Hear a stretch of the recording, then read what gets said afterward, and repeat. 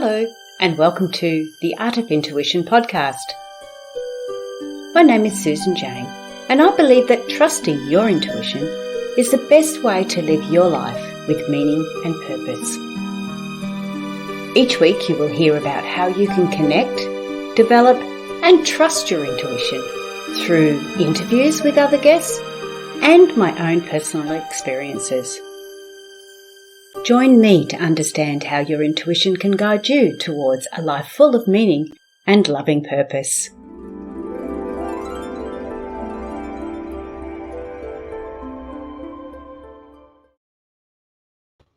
Hello and welcome to the Voice of Intuition podcast. I'm Susan Jane, your host for the podcast, and today we're talking all about business. Now, this is going to be really interesting. I'm really looking forward to this one. But first of all, like, share, and subscribe to the podcast. Share it with your friends, let them all know. If you're new to the podcast, you're going to find this one really interesting. This is going to want to make you subscribe, this interview. Now, it is all about business because this is a little bit of a personal pushback for me at this particular stage. When we're on Google or when we're on LinkedIn, we have to have certain industries and certain buttons that you can press. And there's not any in there that says you're doing card readings or you're doing, intuitive work. So I have to go with what was closest to me, and that was life coach. So I put down life coaching. Yes, I do life coaching, but it's not my main claim to fame. But that was all I could find. But of course, putting down life coaching, I have now been bombarded with people saying they work with coaches and they help them get six figures and they do this and do that. And it's almost aggressive the way I have been bombarded recently with people wanting to help life coaches. And now, just in the last couple of weeks, it's happening on Instagram.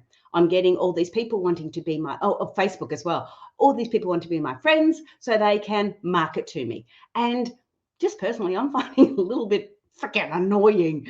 But this is where I had to talk to Adrienne before we came on because I didn't want to offend her because that's her line of business. So I've had a little bit of a chat to get an understanding of it. And I think you're going to really enjoy what happens. So first of all, let me welcome Adrienne to the show. Welcome. Hello. Thank you so much for having me. This is going to be good. Now, I did warn you that I have been getting a little bit annoyed with these people that keep on just sort of bombarding me. And I get that's part of business. I absolutely understand that. And, hang on, let's wind back before we go any further. Tell me a bit about you, because I know you have had a business. You did have six-figure business and you've just gone on from there. So tell us a little bit about your life and your story.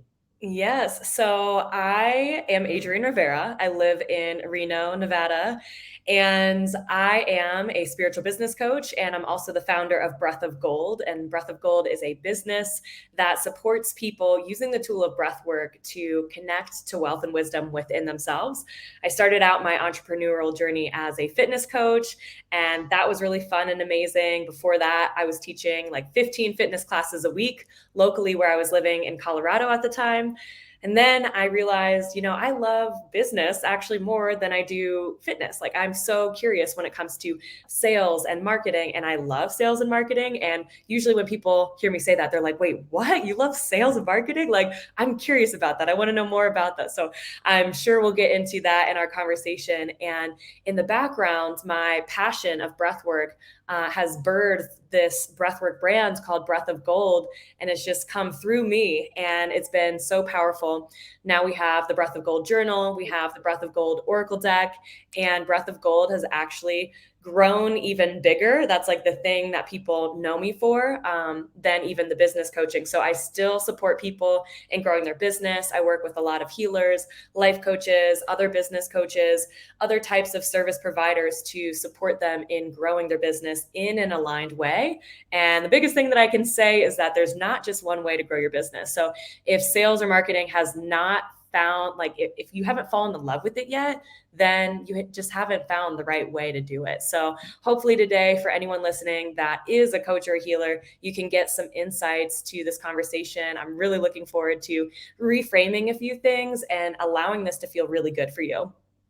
Yeah, I love that. And it is because we, as healers and things like that, we do look at marketing and we do look at sales very, very differently. I know I did.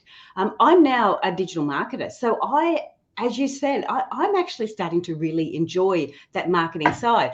And the side I like to it, funny enough, is the analytical side to it. I love looking at the stats and the understanding of it. And we put out digital marketing that is focused on biopsychology. But the biggest difference that I've found is the way that we do it as a healer, as a life coach, as a feminine business owner. We do it a little bit differently to the guys. Just quietly, we just do it differently. But anyway, I want to get back into the sales and mainly the sales and the marketing side, because I feel that you could look at it on a different aspect. Like I was said earlier, I've been getting bombarded, and I think the marketing that they're shoving in my face, for want of another word, is not conducive to how I feel. And that's where my intuition starts to kick in and go, no, that's not you. That's not what you're about. So can you give us a little bit more of an understanding of it as a marketing, as sales, as that business side of it? What do you do? How do you put it forward? How can we look at it a little bit differently? Yes, of course. I love this so much. And I just want to highlight that you made a really good point. And I'm so glad that we're talking about this, because it's something that's needed to be talked about right now in the industry. And it's a huge problem right now. Like, you're experiencing it, I'm experiencing it. I probably get like 100 friend requests a day. Now I have my virtual assistant like go through my Facebook friend requests, because I'm like, I don't really have time for this. So the annoyance that you're experiencing is not simply from you. Now, does that mean that the strategies of direct outreach do not work? Not necessarily. It's totally working, or else people wouldn't be doing it. So I'll speak a little bit into this strategy just to kind of like clean up any loose ends for people that may be using this strategy and it's not feeling good. And then I'll share some other ways that we can market. The most important thing is that whatever you choose, it feels good. And check in with your body, check in with your intuition. Like, does this feel good? Would I buy from me right now? So you want to be really authentic with how you do it, and don't do it just because you're trying to like be someone else and you see it working for them. Feel into it feeling good for you. And it's like a full body yes, that is the way that you want to market. So when it comes to direct outreach, in my experience, especially for women, especially in this, spiritual community, it is annoying to get messages where it's like, hey, I help blah, blah, blah, blah, blah, and blah, blah, blah. And to be fully transparent and honest, I have also tried that. I've tried literally everything, which is why I'm a business coach. I'm like, I'll try everything, and then I'll master whatever it is that I'm teaching then my clients. So I put myself on the line to take the risks, to learn the lessons, to support my clients. But what doesn't work about that strategy is, one, you don't even know if that person needs what you have to serve, or what problem, like the problem that you solve, you have no idea if they are struggling with that. Two, you're treating it like a numbers game, which you may have heard that from a lot of business coaches. A lot of people say, well, if you're not making enough sales, you're not making enough offers and you're not selling enough, which the second part of that sentence, I completely agree. I believe, like I tell my clients, make 2 offers a day to work with you. And if you do that in the way that's aligned with you, which doesn't have to be direct outreach, it can be many, many ways, then you will have a profitable business. Like, we do get to invite people into our world, but there is a better way to do that. So the reason why I think a lot of people are getting annoyed is because it's just overplayed, it's overdone, there's no personalization. So if there is going to be any direct outreach, in any method, what I recommend is creating a personal connection and relationship first. Now, I can hear other marketers that I have even bought courses from and learned from the past, and they say, but that doesn't work because then you become their friend. And then later on, if they need your services, they don't want to buy from their friend. I disagree. Like, I'm personally friends with all of my clients. They know about my life, I know about their personal life, and that creates a deeper bond to support them in growing their business, creating more success, and redefining success. That's really something that's been coming up a lot in my life and my clients' lives, of not having the benchmark of success simply be the money in your bank account, how many sales you're making that month. It is a metric, and it is not the only metric. We get to look at how many dates are you having with your husband? How many dates with yourself are you having? How much time in your schedule are you using for yourself, like your own fitness, your own health? So a lot of what I preached with my fitness coaching, I still clearly believe when it comes to business, because most of us that are service providers, we are selling ourselves.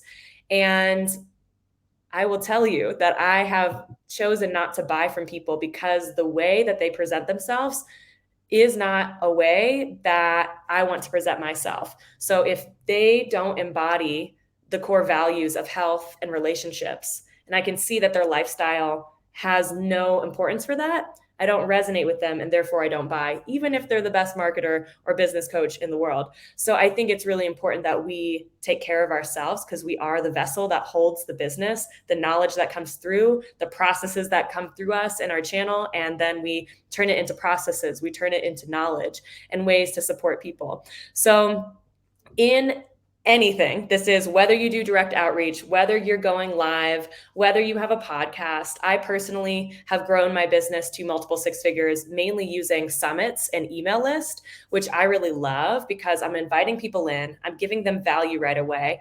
I'm building that relationship with them. They get to see me on video day after day after day for 3 weeks. And then I give them invitations like, hey, if you want to buy from me, here's some invitations. And I actually think that people like buying from emails. I almost always buy from emails. So we have to think about the psychology of buying in general. And I studied psychology in college. That's what one of my degrees is in, the other one's in technical writing. So when it comes to communication and the way that our brain works, that's really interesting to me. So here's a quick example.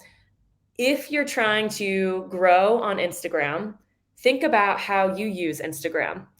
You go on there probably after a long day at work and you're like, what are my friends doing? Like, what's trending right now? Can I get some entertainment from some reels? And can I scroll as fast as possible to get some dopamine? You may not know that that's what you're doing, but your brain gets something out of, I don't know what the next thing is going to be. It's like the brain of a gambler. You're like scrolling, scrolling, scrolling, looking at all of these photos just to stimulate your mind. So it's a great way to veg out. It's a great way to not be present. It's a great way to be in a void. And people like that. That's why they watch certain types of television, right? So if we think about the psychology of that, a lot of the times, I know I'll speak for myself, like people are not reading. So if you're making a lot of offers in your written content, I'm not reading people's posts on Instagram. I'm just scrolling. That's it. And so think about how you use Instagram, because you're probably attracting buyers like that. Now, I do know a lot of people that only watch stories. They open Instagram, they only watch stories. If that's like you, then double down on basically only stories. People attract people that are like them. So Facebook has a little bit more of a like mutual feel. Like people aren't checking how many followers you have right away, and they're not making assumptions based on that. So I think it's more of a mutual friendship. People are scrolling, but they're going a little slower. They're looking at events. There's a wide variety of things that you can do on Facebook. You've got groups, events, all the things. So it is a little slower, and that's a great place for people to read and get to know you and get to know about your offerings. Now with emails, like that is where people want to read and make decisions. Like if you think about your emails, they're like, all right, I'm going to go into my emails, see what's important, see what gets my attention, and then make a decision from that. So that's why I buy a lot from emails. And I will share this with you because this is how I'm feeling. And I know that all of my clients come to me saying this. They say, Adrienne, I really don't want to be that much on social media anymore. Like it is draining me. So I'm hearing this again and again and again. And I, as a business coach, barely spend any time on social media because I know how much it can like really take our attention away. And I'm committed and focused to the vision that I'm holding and what I'm building for my company. And so when it comes to emails, I basically buy everything from emails. If I'm going to buy from someone, it's going to be from an email because I probably won't see it if it's on social media. And that doesn't mean that social media doesn't work. I know that a lot of my ideal clients are on social media. So in this last year, I have been more present on social media only because I can easily tell my team to be like, hey, you see that email that I pre-planned? Just post it on Instagram, just post it on Facebook. And if you were to ask someone else, they might say, well, Instagram has a different feel. You want to talk to them a different way. Facebook has a different feel. You want to shift your message a little way. I personally just do the same exact thing on all three because it doesn't have to be perfect. And it's like crazy. Like I hope that this is giving someone freedom right now. Listen to this. Like if I'm a business coach and I'm doing the same exact post, I'm just copying it. In fact, I'm not even doing it. My virtual assistant is. I hope that gives you freedom, that you do not have to be like spending so much time in a place that you don't want to be. Yeah, I totally agree. And the thing is, if you've got your messaging right, it doesn't matter where your potential clients are. If they're on LinkedIn, like they might not be on LinkedIn, but if they're on all those socials, it doesn't matter where they are. If you've got your messaging right, if you've got your target audience right, they're going to find it. So you don't have to be on it 24/7. You just, you can allow that to go through. That's really cool. I had some little things in there as you was talking about it, and it was like, I know what I want to do. Okay. For those who are just starting business, that you were referring to different things. So the reaching out, you're referring to those different aspects of business. So we've got this a way of reaching out, and not call that marketing or not trying to, but putting yourself out there. You said you do 2 offers. Yes, offers. Okay. Yeah. Before you go any further, can you just explain that a little bit more? Is an offer reaching out, is when you're putting up a post, what are you doing? Just define those a little bit more, because I think people get confused with marketing and advertising and posting and all that sort of side to it, because it's all become one big blob, like social media blob. Let's just pop it out there and let's just put it out there. But can we just define those a little bit more? It might make the people understand things a little bit better. Yes, I love that. So simply making 2 offers a day, it can look a lot of different ways. So one of the things that I really help my clients with is doing the same exact strategy that has worked really well for me, which basically was starting from 0 email list, doing online collaboration events and online summits, using that as a method to grow my email list.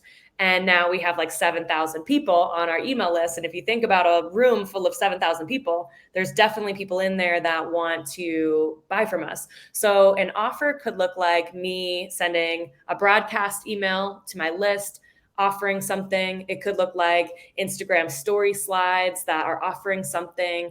It could look like me being on an enrollment conversation with someone and making an offer. That being said, we always want to do it in integrity. So the example of the sales call, there's a lot of times where I'm not the best fit for someone. I recently had a call with someone who was a photographer, and she was asking me, like, how do I sell more prints of my photos? And I said, well, here's some advice, but to be fully honest, like, this is not my zone of genius. I work with coaches, healers, and service providers, and selling prints is not my zone of genius. So I don't have anything to offer you, but here's some free advice that I hope can support you. And so we always want to be in integrity. If we can't really serve someone, even if you haven't made your 2 offers a day, that's totally fine. It's just more of a metric for you to be like, okay, am I giving enough invitations for people to work with me? And so I like to think about sales as like, you're so excited about something that you've created from your heart, from your imagination, from your big vision, and you're simply inviting someone into your birthday party. Like, that's the energy. Like, you're so excited. And it doesn't matter if someone's busy and they don't come to your birthday party. You don't get sad about it, or at least I hope you don't.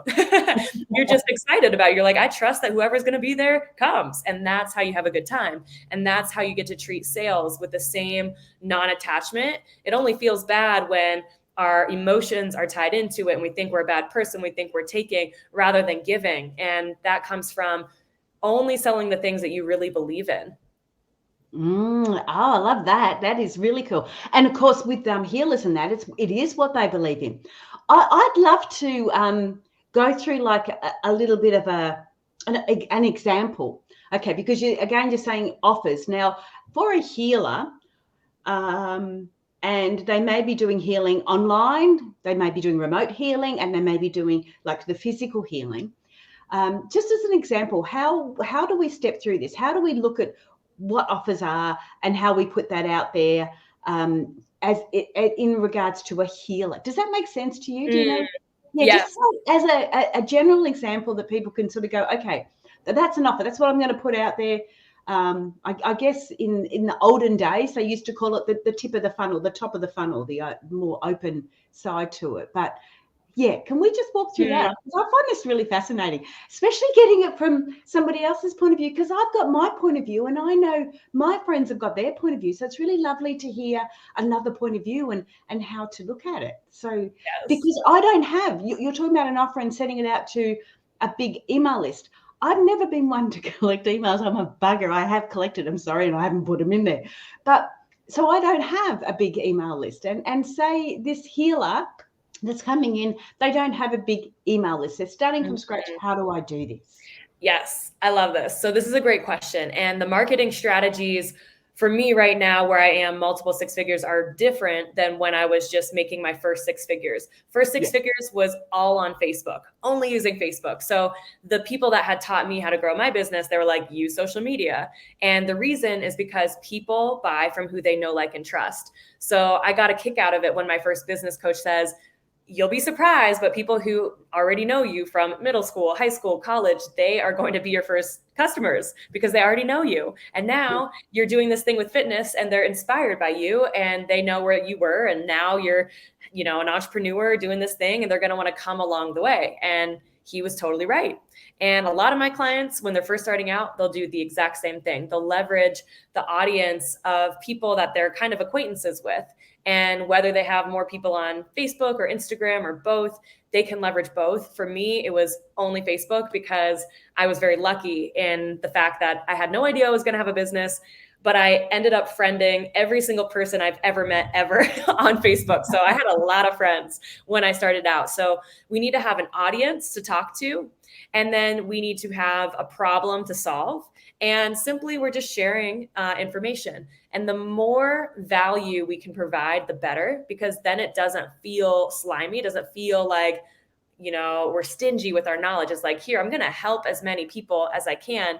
And I know that we help way more people through our marketing and our free information than we ever will our paid information. And that's simply because we are talking to more people. There's thousands of people that may listen to this. There's thousands of people that hear my Facebook Lives on Facebook or Instagram. And you just have a broader reach so you can help more people. And when we're all in the business of helping people, we want to give value, and that supports in building know, like, and trust. So if someone's just starting out like a healer, I recommend doubling down on the audiences that they already have. So Facebook is a great place to start. In terms of offerings, this is something that I teach in my beginner level business course called Cosmic Cash Flow. I believe that the best way to start from scratch for building a business is step one, sell out your one-on-ones and get really good at one-on-one healing, one-on-one coaching, one-on-one services. That is also going to bring you referrals. And if it's anything that you do in business, if you take one thing from this, know that the most important thing you can do is get really good at your craft. The better you can get your clients' results, the more clients you'll get and the more your business will grow. You'll get people that buy from you again and again and again. So it's not like you have to, do a bunch of lead generation, because you kind of build your tribe, your community, and they come with you along the way for different services or offerings. So if there was a new healer here listening, what I would have them do is first, I would ask them, like, how is it structured? One of the big tweaks that I usually help healers make is creating a longer term package. So maybe it is 12 healing sessions. That's a really good place to start. And then charging $1,500 US for that, starting there. And then as you get more and more comfortable, you can raise your prices, supply and demand, you become, the best healer in town. And this could be either people that you heal in person or virtual, either way. But most healers and coaches know that it's going to take some time. It's going to take at least 3 months, sometimes 6 months for your clients to get results. So you're actually doing a disservice to your clients if you are like, hey, have this session for $100 or $200, knowing that they may not come back, because in psychology, it kind of hurts to pay time after time after time again. If we pay one lump sum to get one problem solved, then it's like, okay, I'm really in this. I'm committed. I'm doing this. It's like when you go to college, you're like, okay, I've paid for my semester. We're doing this. We're learning all the things and we're moving forward. So that's kind of how you can think about it. The tuition to work with you is $1,500, $3,000, $5,000, whatever you feel is your value. And there's more I can say on pricing, but once you sell out your one-on-ones, and that could look different for anyone. I personally only ever take on 3 one-on-one clients at a time. That is also because I know my purpose is for groups, and that is really where I shine. I love working with groups, and I draw in an epic community. And so that is what I hone in on. Some of my clients have 20 clients that they see a week, and they really love the one-on-one, and that's where they thrive. So once they sell out the one-on-ones, then you think, okay, what am I really good at from all those one-on-ones? What do I tend to attract? Like everyone wants womb healing, or everyone wants, shadow work or inner child work, if this is an example for a healer. Then you create an online group program. And this is how you can start to scale your energy and your time. So when you create an online group program, let's say it's a 12-week course for $3,333. I love angel numbers. And this could be something called like healing your inner child. And you market it, you get 12 people in, and then you record all the modules, and then you can, step 3, sell it as a self-paced course for like maybe a third of the price. So step 1, sell out the one-on-one. Step 2, group coaching program. Step 3, take all of what you got paid to do in the group coaching program and make it into that online course. So that's like beginner level business 101. And then next level, like the graduates, the people that I have in my mastermind, they're working on email lists, summits, funnels, creating systems so that money can flow through to them in a really streamlined way and support more people and have more people in their space. In the beginning, it's a lot around community relationships, but this is actually something that I hope that there's like long-term marketers and people here that have been in business forever, because if business was going well in the beginning and now you've gotten into like fancy funnels and you're doing more things and you're wondering why it's not working, it may be because you're not doing the 3 things that I believe are most important for running any business. Number 1, focusing on building your community. So without like a tried and true tribe, you have nothing. Every business out there that you look at has a database of their customers. Like Walmart has a database of customers. Amazon has a database of customers. They do a lot of email marketing. I'm sure they do Instagram as well. I personally don't follow them, but community is number 1. Number 2 is relationships. If we're not in relationship with our customers, we have no idea where we should go. We need to be ahead of the market by listening to what they're wanting and then creating that solution. What are their problems? What are their complaints? And then innovating a solution for them. So like a business coach right now listening to this, knowing, if you didn't already know, that it's a big issue, like everyone is starting to hate coaches and healers because they're getting bombarded with all these messages. You could solve a problem by creating a course with a headline that says how to grow your business without spammy outreach, right? So that's an example. And then 3rd, people want to feel your heart.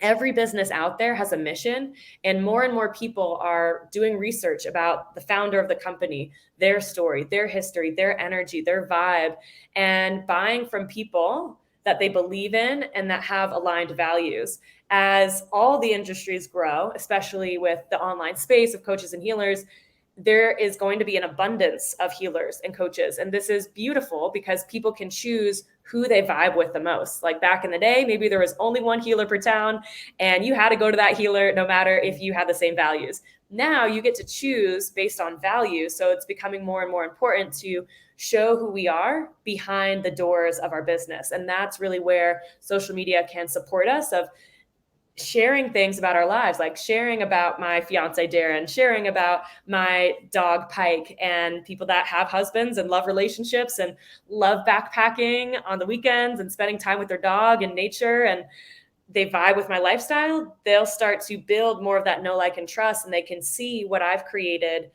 in similar values to what they're creating for their life.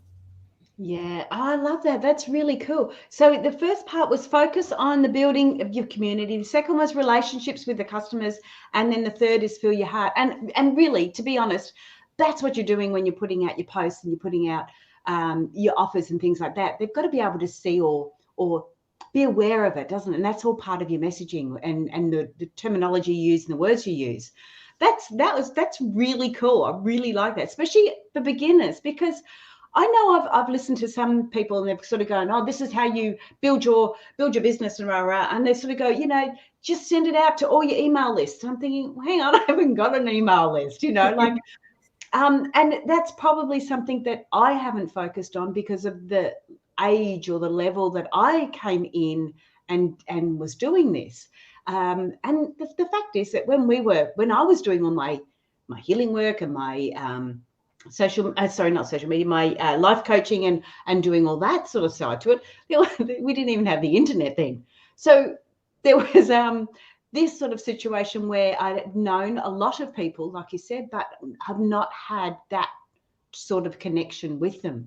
And this is where it's really good if in an older like person that they actually do connect with, say, Facebook or Instagram, and start to see who they knew or know or had known, because then you're starting to get those rekindling those connections again, aren't we? Mm-hmm. Yeah. Yes, exactly. It's like if anyone here is a beginner, the most important thing that you can do to build your business is focus on building relationships. People buy from who they know, like, and trust, and they want to know who you are as a person. They want to feel your energy. And if you do not have relationships, you get to go out there and build relationships. Those don't have to be built online. I've gotten clients from going to barbecues before. Not that I have any business cards with me. I'm just being myself.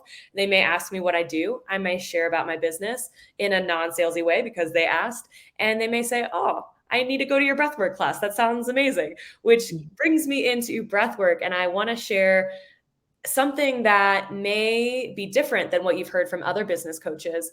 I believe that the biggest way that I've grown my business beyond the logistics of having an email list, sending offers, having sales calls, like the basics, it's really been my own breathwork practice. And that is a way that I use breathwork to manifest clients. I use breathwork as a way to open my channel and see, like, what do I get to create for my clients? What is the market needing? What is something unique and novel that is needed in the industry? And then creating it from that. I had a retreat in March, and I have a lot of relationships with people because I've built relationships. And so I invited a lot of people to that retreat, and I did not fill it out as quickly as I thought I would. So I went into a breathwork journey with the intention of, like, show me who it is that gets to be at this retreat that I have forgotten about. And I got like 30 names of people that I knew after I thought I'd already invited everyone. And I was super authentic about it. Like, people know that I'm obsessed with breathwork. They see it, like, everything I post is a lot about breathwork because of Breath of Gold and that business and that brand that has been birthed through me over the years. And so I sent them a voice note. I said, hey, this might sound crazy, but I just did a breathwork session and I'm getting so excited about this retreat that I'm leading. And it's about, this, and this. And I thought of you as someone who would be awesome to have there. Like, I totally saw you there. You were in my heart. If this aligns with you, let me know and I can share more details. And if not, no worries, but I've been thinking about you and hope you're doing well. So just something like that's connected to your heart can be great. And so that's an example of even how we can use direct outreach in a loving way, because it's personal. We're saying their name. We're, like, bringing them into part of our lives of, like, I do breathwork for my business. And it doesn't feel like a copy and paste message that's inauthentic. People just want to feel that they're seen. Like, if you think about, like, you in your inner child, like, what did you want as a child? You just wanted to be seen, heard, and loved.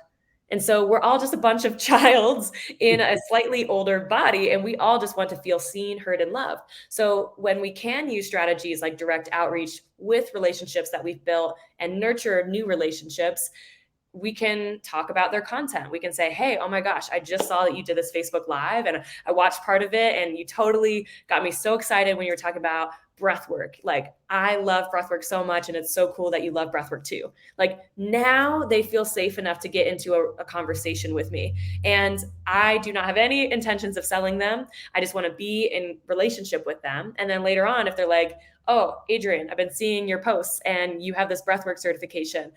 I love breath work and I've been wanting to add that to my business. Can we get on a call and like talk about your breathwork certification and how I can do that? Then it's like, yes. And it feels like it's mutual and it feels like it's good for them. Like when you walk into a store to like buy clothes, isn't it annoying when someone comes up to you and they're like, oh, do you want this dress and this dress and this dress? And like, what do you want to buy? And it feels like they're just trying to like squeeze as much money out of you as possible. Whereas it's kind of inviting when the person says, hey, I'm here. Let me know if you have any questions. And you have this freedom to buy. So what this means in buyer psychology is that people love to buy. People love to buy. They love to buy. They hate to be sold to. So we have to think about creating more like experiences to get them to quote walk into our door, especially our virtual door, so to speak. So that might be webinars, online events, online group coaching events like new moon circles, full moon circles, ways to get them into your energy and your teaching and to get them to know about what you do and experience value from you. And then they're like, okay, I like what I got and I want a little bit more. It's like when you walk into the ice cream shop, you're getting all those little samples. You want to sample all the flavors and you're like, okay, I trust this ice cream. All the flavors taste good. I know which one's my favorite. I'm going to buy, 2 scoops of ice cream on this cone. So that's really important to know that people love to shop. People love to buy. Like, think about how many sales Amazon gets every day. People love shopping. But could you imagine if someone on Amazon was like messaging you like, hey, you, I saw you were looking at this thing. Like, do you want to buy it? Not to say that you can't ever do follow-up, because that can be part of the strategy, but you get to give people space and freedom to make their own decisions and to inspire them to take action. And whether that's with you or someone else, it really doesn't matter. And that non-attachment is something that gets built with time. And I believe that it's really important that coaches and healers do their own inner work, like have a therapist or a life coach, like have someone that can check you and make sure that you as a person are in a way taken out of it. So there is no jealousy, there is no comparison. We're healing all of those relationships and we're just working on a vision that is bigger than us, that is coming through us, and we're that representation. And one more thing that I want to share here on this topic is that most people buy from emotions.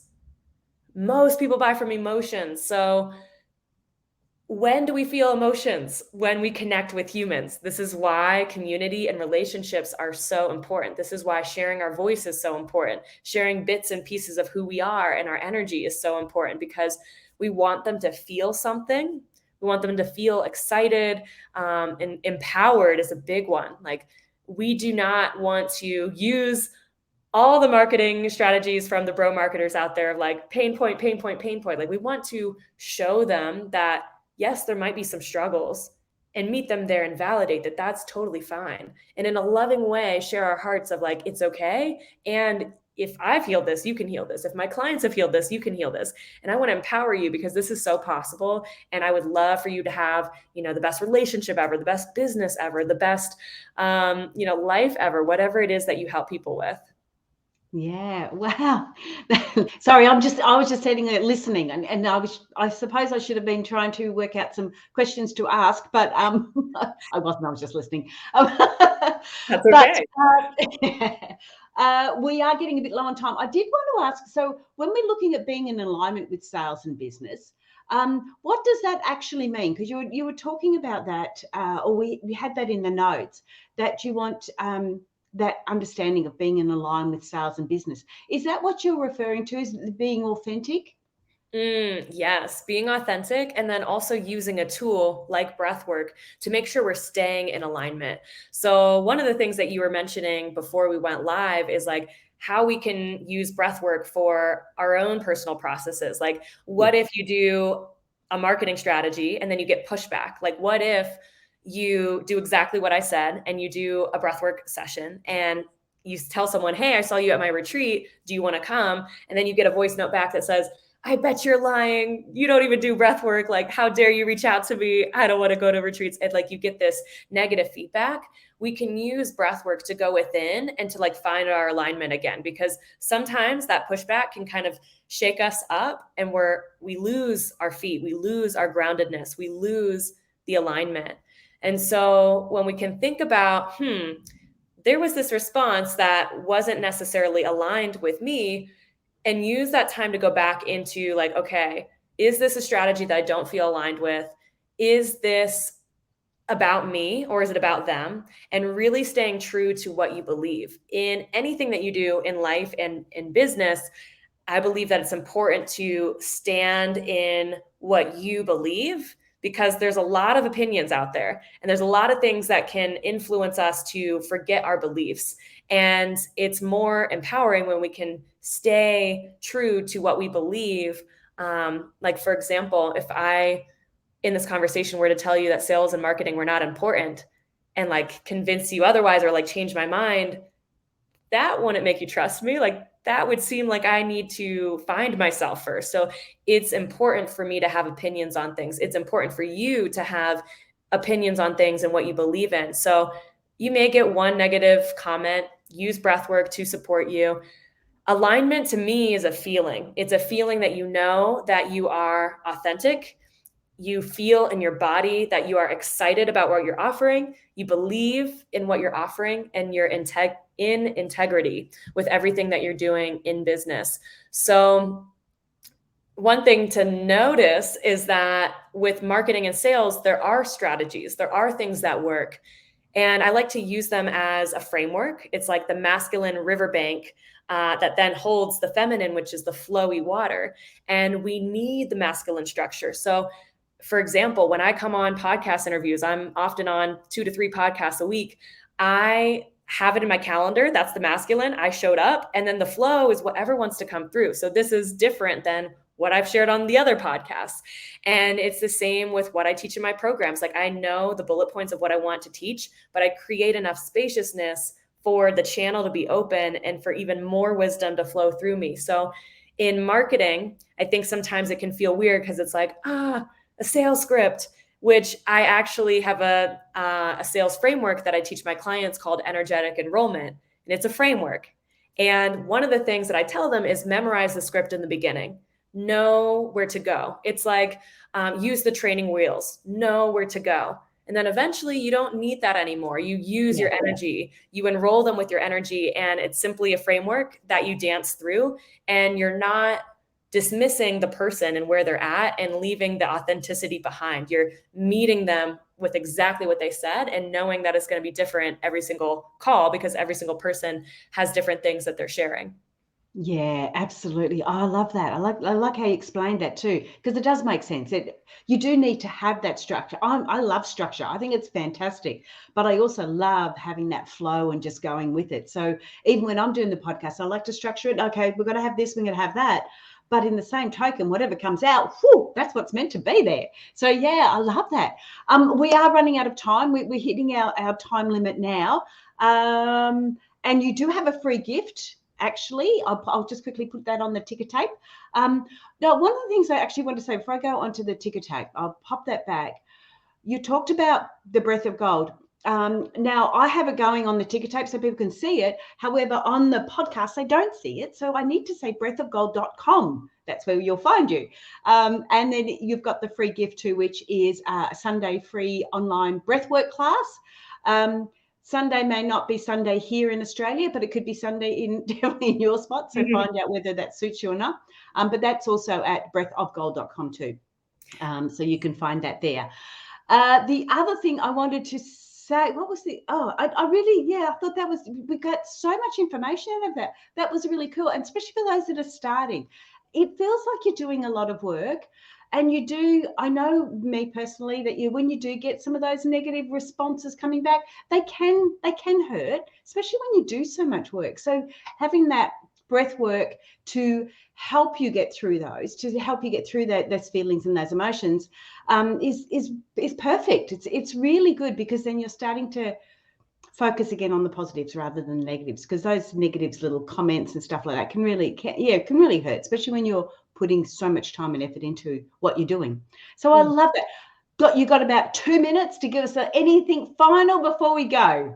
Yes, of course. This has been so much fun. So, as you mentioned, do have a free gift. If you are in a place where you're wanting to process any fears around your business that are coming up, maybe fear of being seen, fear of going live, fear of speaking your truth, fear of being polarizing, fear of anything, breathwork is an incredible tool for entrepreneurs. And not only can it teach us what to process and let go of, but it can also give us the clarity that we need to move forward. It can give us the visions, the blueprint. So many of my programs have come from a breathwork journey. So if you go to breathofgold.com/Sunday-breathwork, you can sign up for one of the live sessions. It's in a group container. It's so much fun. I'd love to see you there. I'd love to meet you in the Zoom land. If you're in Australia, it is midday on Monday. And if you cannot come, but you still want to experience breathwork, you can just send me an email at